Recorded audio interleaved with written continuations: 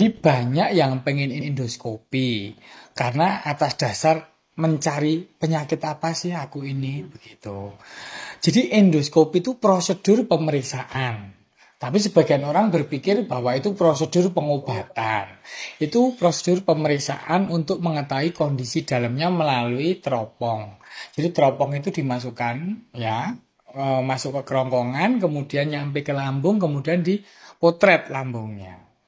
Kemudian setelah dipotret, diketahui apakah ada erosi atau iritasi ringan, apakah ada tuka yang erosi yang agak dalam, atau ada yang lain.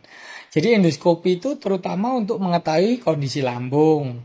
Kalau untuk kondisi yang lain, di saluran pencernaan yang panjangnya kira-kira 6-7 meter itu, kalau yang dari bawah itu namanya kolonoskopi untuk tahu, dimasukkan ke dalam dubur untuk tahu dipotret kondisi usus besarnya bagaimana begitu.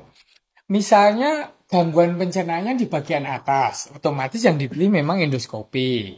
Tetapi pasca endoskopi kalaupun hanya ditemukan gangguan iritasi atau erosi lambung, obatnya akan sama saja. Tetapi pasien umumnya yang masih mengalami gangguan cemas, kekhawatiran, dapat tambahan memori baru yang tidak baik. Memori itu apa? Gambar lambung itu jadi terbayang dalam pikirannya.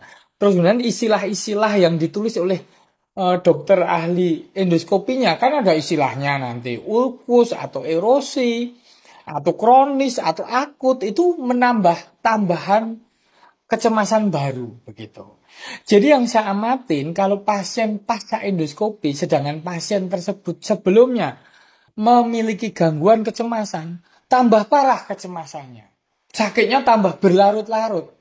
Makanya saya kadang-kadang mempertimbangkan kondisi kejiwaan pasien. Kalau pasien memang kondisinya sedang mengalami gangguan kecemasan dan belum membaik, lebih baik tidak endoskopi dulu.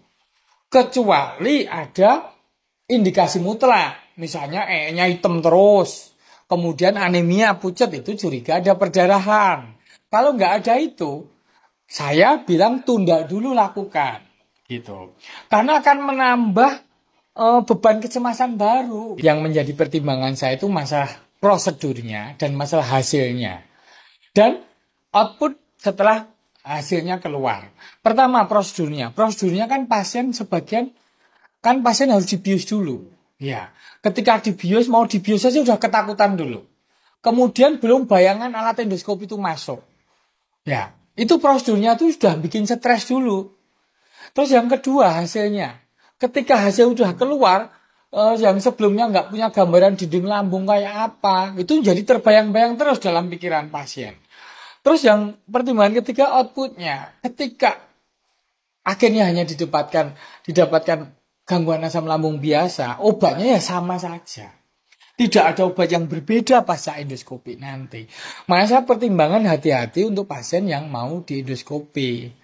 Karena prinsipnya ya sebenarnya kalau misalnya ada erosi atau bahkan luka di lambung, tubuh kita itu menyembuhkan dirinya sendiri, Mbak. Menyembuhkan dirinya sendiri seperti luka koreng di tangan kita.